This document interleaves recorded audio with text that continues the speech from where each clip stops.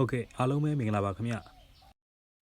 Chino ye Oriental Village Food Cooking Channel မှာပြန်လည်ကြိုဆိုလိုက်ပါတယ်ခင်ဗျာဒီတစ်ပတ်တင်ဆက်ပြီးမှာတော့ totally လိုက်ဖက်တဲ့ဟင်းတွဲလေးအကြောင်းတင်ဆက်ပြီးတော့မှာဖြစ်ပါတယ်ဟင်းတွဲလေးကတော့ဘိန်းကပိတောင်းနဲ့ဟင်းနွေရဲ့ကြော်တို့ပဲဖြစ်ပါတယ်ကဲဒါဆိုစလိုက်ကြရအောင်ဗျဒီဟင်းနွေပဲနေကတော့ဗမာမျိုးမဟုတ်ပဲနေ့စဉ်ကျွန်တော် channel မှာအလေးကြပေါက်လေးရှိတဲ့စူပေါက်မျိုးပဲဖြစ်ပါတယ်ဒီစူပေါက်မျိုးကတော့ဗမာမျိုးလိုအနံ့ရောအရသာပါမှာပြင်းတဲ့အတွက်လူကြိုက်များကြပါတယ်အယိုးအစ်စ်တုတ်ခိုင်းပြီးအလွန်စားကောင်းတဲ့မျိုးပါတခါစိုက်ထားပြီးပြီဆိုရင်တော့နှစ်စဉ်နှစ်တိုင်းသူ့ဘာသူအလိုလိုပွားနေတတ်တာဗျလက်လက်ဆက်ဆက်ခူးပြီးကြိုစားကြည့်ရင်အလွန်အရသာရှိတာမို့အမျိုးတို့လည်းစိုက်ထားကြည့်စီခြင်းပါတယ်ခင်ဗျာဒီလိုမျိုးအညွန့်တွေကိုမကြမကြဖြတ်ပေးနေမယ်ဆိုရင်တပင်လုံးအညွန့်အသစ်တွေထပ်ထွက်လာပြီးဝေးဆဆနဲ့စိမ့်ဆူလာပါလိမ့်မယ်ဒီလိုအညွန့်တွေခူးပြီးပြီဆိုရင်ပင်ချီမှာမြေဆွေးပုံပြီးရေပုံမှန်လောင်းပေးမယ်ဆိုရင်တော့အညွန့်တွေစားမကုန်တော့အောင်ကိုထွက်လာပါလိမ့်မယ်ခင်ဗျာကဲအယိုးတုတ်တုတ်အယိုးအဖဖားကြီးတွေနဲ့ဗျာအားရစရာကြီးတွေပါဒီလိုခူးပြီးသားဟင်းရွက်တွေကိုအယိုးတက်တက်အရွက်တက်တက်တင်လိုက်ပါဒီလိုတင်ပြီးသားဟင်းရွက်တွေကိုရေနဲ့လှုပ်လှုပ်ဆေးပြီးတက်တက်စီရေးစစ်ထားပေးပါဟင်းရွက်ထဲကြော်မာတွေကတော့ကျွတ်သွန်ပြူတပြားရိုက်ပပလှိထားတဲ့ချင်းအယိုးသီးစိမ့်ထက်ချမ်းခွဲပစွန်ကြောင်နည်းနည်းနဲ့တရုတ်နန်းနန်းမဲနည်းနည်းတို့ထည့်သုံးပါမယ်ဟင်းချက်စီနည်းနည်းပဲထည့်ပါမယ်ဘာဖြစ်လို့လဲဆိုတော့ဟင်းရွက်ကြော်တွေကစီများသွားလို့ရှိရင်စားလို့မကောင်းတတ်လို့ဗျာပြီးရင်ပစွန်ကြောက်ထည့်မယ်ချင်းအပားစိတ်ကလေးတွေထည့်မယ်ကျွတ်သွန်ပြူတပြားရိုက်ထည့်မယ်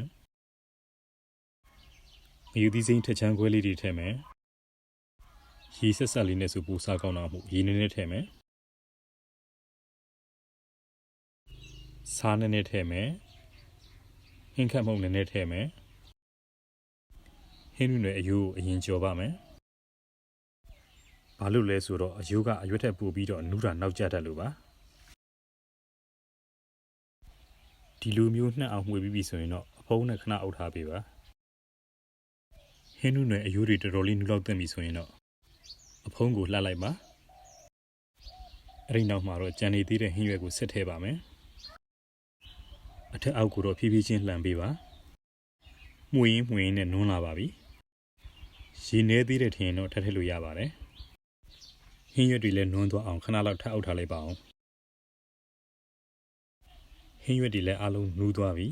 ဟင်းရိုးတွေလည်းအားလုံးနူးသွားလောက်ပြီဆိုရင်တော့နောက်ဆုံးအဆင့်အနေနဲ့တရုတ်နန်းနန်းမဲကိုထည့်ပါမယ်တရုတ်နန်းနန်းကိုမကြိုက်ဘူးဆိုရင်တော့မထည့်ပဲလည်းနေနိုင်ပါတယ်ကျွန်တော်ကတော့တရုတ်နန်းနန်းကိုကြိုက်တာမို့လို့တရုတ်နန်းနန်းလေးထည့်ပြီးသုံးဆောင်ရတာပို့ပြီးတော့မှုတယ်လို့ခံစားရလို့ပါခဏလောက်လေးအဖုံးလေးဖုံးပြီးတော့နှက်ထားပေးလိုက်ပါကဲအခုဆိုရင်တော့ဘိန်းကပီထောင်းနဲ့အလွန်လိုက်ဖက်တဲ့ဟင်းနွေရဲ့ကြော်တစ်ပွဲကိုရရှိပါပြီလက်လက်ဆက်ဆက်နဲ့ကုန်ကြစီကလည်းတက်တာအရသာကလည်းရှိကျမ်းမာရေးအတွက်လည်းအလွန်ထောက်ကူပြုတဲ့ဒီဟင်းနွေရဲ့ကြော်ကိုကိုယ်တိုင်ကြော်စားကြည့်ဖို့တိုက်တွန်းပေးရစီမျိုးတို့ရေအခုဆက်လက်ပြီးဘိန်းကပီထောင်းအတွက်ပြင်ဆင်ကြရအောင်ဗျအညာချွေထားတဲ့ယူသီးထောင်းရဲ့အခွန်ခွာထားတဲ့ကျက်သွန်ဖြူရဲ့ကိုဒဲဝဲထည့်ပြီးလှောပါမယ်ခင်ဗျယူသီးစိမ့်နဲ့ကျက်သွန်ဖြူကိုအစိမ့်ထောင်းတာထက်လှော်ပြီးထောင်းတာကပိုပြီးတော့အပီထောင်းကိုဝေးစီပါတယ်ခင်ဗျဒီလိုလှော်တဲ့အခါမှာကျက်သွန်ဖြူနဲ့ယူသီးစိမ့်ကိုတော်တော်လေးနွန်းသွားအောင်လှော်ပေးရပါမယ်ခင်ဗျ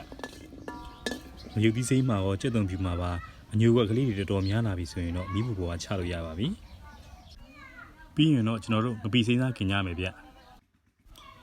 ငပိစိမ့်သားကိုတော့တချို့အရက်ဒေတာတွေမှာတော့မြင်ငပိလို့လည်းခေါ်ကြသေးတယ်ဗျဒါပေမဲ့မြင်ငပိနဲ့ငပိစိမ့်သားကတော့တကယ်တမ်းကျတော့မတူကြပါဘူး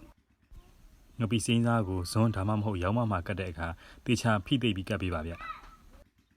တေချာဖိသိပ်ကတ်မထားဘူးဆိုရင်กินနေစဉ်တော့အတွင်းမှာပဲမိဖို့အတွင်းကိုပြုတ်ကျသွားတယ်လို့ပါဗျ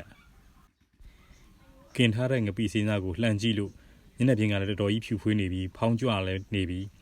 အနံ့ကလည်းတော်တော်မှုေးနေပြီဆိုလို့ရှိရင်တော့กินတာကိုရက်လို့ရပါပြီအခုဆိုရင်တော့ငပိထောင်းမှုအတွက်အားလုံးအဆင်သင့်ဖြစ်နေပါပြီပထမဆုံးအနေနဲ့ပစွန်ကြောက်ကိုအရင်ထောင်းရမှာပါတချို့သူတွေကြတော့လည်းပစွန်ကြောက်ကိုမထောင်းမဲအကောင်လိုက်တိုင်းထည့်လေးရှိပါတယ်ပစွန်ကြောက်လေးကိုဝါပြီးတော့ထိထိမိမိစားရတာပေါ့ဗျာပစွန်ကြောက်လေးတော်တော်လေးညှက်သွားပြီဆိုရင်တော့လှော်ထားတဲ့ငြူသီးစိမ့်ကိုထည့်ပြီးထောင်းပါမယ် ပြီးရင်တော့กินထားတဲ့ငပိစီးငါးကိုထည့်ထောင်းပါမယ်ငရုတ်သီးတော်ပြီးသားအကျက်မှုန့်ကိုထည့်ထောင်းပါမယ်ဟင်းခတ်မှုန့်နည်းနည်းထည့်ပါမယ်ဆားနည်းနည်းထည့်ပါမယ်လော်ထားတဲ့ကြက်သွန်ဖြူအမွှာလေးတွေကိုထည့်ထောင်းပါမယ်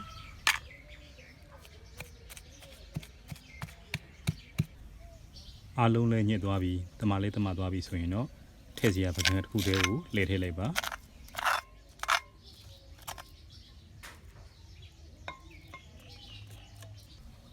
ပြီးရင်ပဲစီမှုမွေးလေးဆန်းလိုက်မယ်ဆိုရင်တော့ကျွန်တော်တို့လိုချင်တဲ့ဘိတ်ငပီတောင်းရှယ်လေးကိုရရှိပြီဖြစ်ပါတယ်တခြားစီတွေနဲ့စာရင်ပဲစီကပိုပြီးလိုက်ဖက်ပါတယ်အခုဆိုရင်ထမင်းဝိုင်းမှာအလွန်လိုက်ဖက်တဲ့ဘိတ်ငပီတောင်းနဲ့ဟင်းနုနယ်ရဲ့ကြွယ်လေးကိုရရှိပြီဖြစ်ပါတယ်ခင်ဗျာအဆုံးထိကြည့်ရှုအားပေးကြတဲ့အမျိုးတို့အားလုံးကိုလည်း Oriental Village Food Cooking Channel မှာအထူးပဲကျေးဇူးတင်ရှိပါတယ်ခင်ဗျာနောက်လာမယ့်ဗီဒီယိုလေးမှာလည်းကြည့်ရှုအားပေးကြပါအောင်ခင်ဗျာ